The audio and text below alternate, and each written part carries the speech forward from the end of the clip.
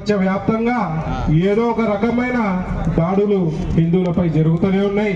ముఖ్యంగా బంగ్లాదేశ్ పై దాడి ఇస్లాం జమాయితే ఇస్లాం అనే ఒక సంస్థ చేస్తుంది. వాళ్ళ ఒక ఉగ్ర సంస్థ. వాళ్ళ ముఖ్య ఉద్దేశం ఏంటంటే బంగ్లాదేశ్ని మొత్తం ఇస్లాం రాజ్యంగా మార్చాల్సిన ఒక సంకల్పంతో వాళ్ళు ఒక అవకాశం లభించితేనే హిందువులపై విచ్చలవిడిగా దాడులు, హిందూ సోదరులపై శారీరక దాడులు మరియు హత్యాకాండాలు సృష్టిస్తూ భయభ్రాంతులకు గురి చేస్తూ మరి వాళ్ళ ముఖ్యంగా వాళ్ళు అయితే బంగ్లాదేశ్లోకి వెళ్ళిపోవాలి, లేదంటే వాళ్ళు మతం మార్చుకొని ఇస్లాం మతం స్వీకరించాలనే ఒక ఒత్తిడితో చేస్తున్న ఈ సంఘటన. మొన్న నేను మొదటి నుంచి చెప్తూనే ఉన్నా, మన హిందువులలో ఐకమత్యం తగ్గుతుంది, రోజు రోజు తగ్గుతుంది.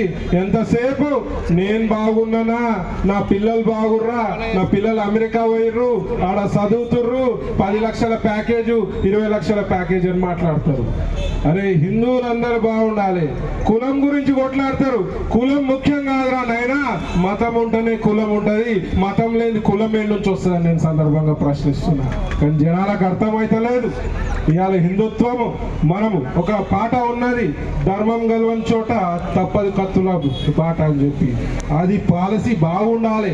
అవసరం పడితే కత్తులు పట్టాలి బిడ్డ, మా దేవతల దగ్గర కత్తులు కూడా ఉంటాయి. అవసరం ఉంటే అందరూ కూడా ఒక క్షేత్ర పాలకులుగా కావాల్సిన అవసరం ఉందని చెప్పి సందర్భంగా తెలియజేస్తున్నా. మరి ఎక్కడో పాలస్తీనాలా ఏదో గొడవంగానే ఓవైసీ గాడు మొన్న ప్రమాణ స్వీకారానికి పోయి పార్లమెంట్ లో ఏమన్నాడు, జై పాలస్తీనా అన్నాడు.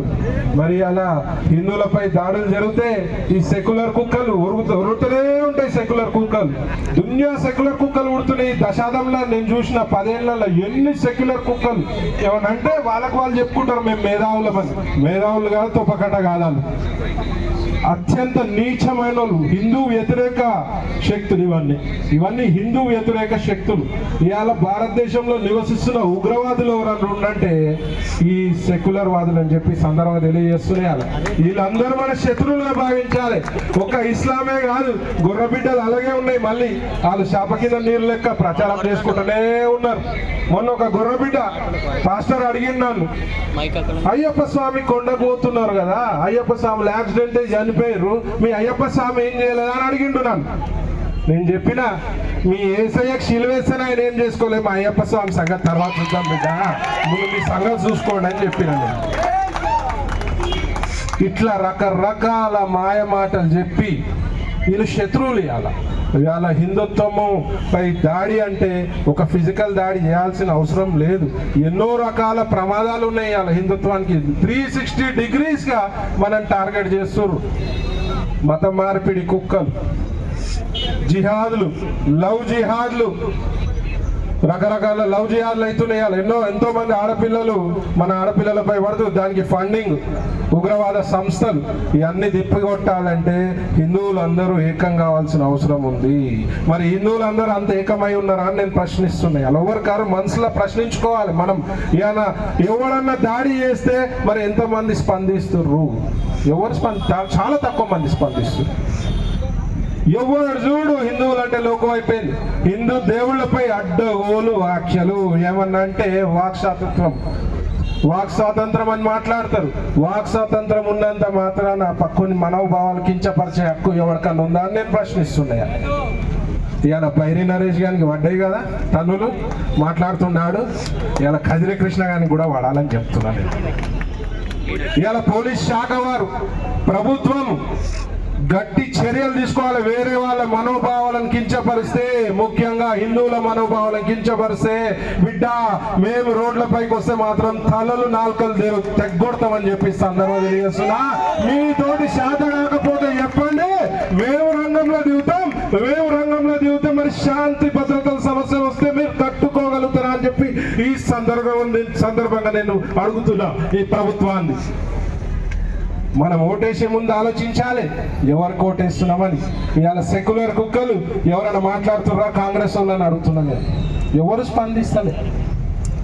ఇవాళ ఇదే మోదీ గారికి ఫుల్ మెజారిటీ అంటే ఆడ బంగ్లాదేశ్ లోపల పోయి కొడుతుంటే బిడ్డ అని చెప్పి సందర్భంగా తెలియజేస్తున్నా.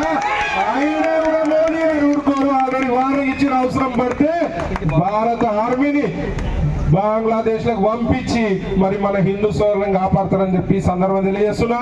మరి మీరు అందరూ కూడా ముఖ్యంగా ఐకమత్యంతో ఉండాలి. ఎవరికైనా హిందూ సోదరునికి ఒక ప్రాబ్లం వచ్చింది, ఒక పోలీస్ స్టేషన్ లో ఒక ఇబ్బంది అయిందంటే 5 మంది 10 మంది పోతే పోలీసు వాళ్ళని మనం ఆడుకుంటారు. ఒక 50,000 మంది పోవాలి. ఏడనన్నా ఏ హిందూ సోదరుడికి ఇబ్బంది వచ్చినా, ఏ గోరక్షకుడికి ఇబ్బంది వచ్చినా, ఏ హిందూ రక్షకుడికి ఇబ్బంది వచ్చినా ఒక్క 50,000 మంది పోయి ముట్టడిస్తే ఎవడన్నా ఆగుతాడా? ఈ ప్రభుత్వాలు దిగొస్తే మన కాళ్ళ కాడికి, అవునా కదా? మరి ఏదైనా హిందూ సంఘటనలు కూడా చాలా ఉన్నాయి, హిందూ సంఘాలు కూడా చాలా ఉన్నాయి.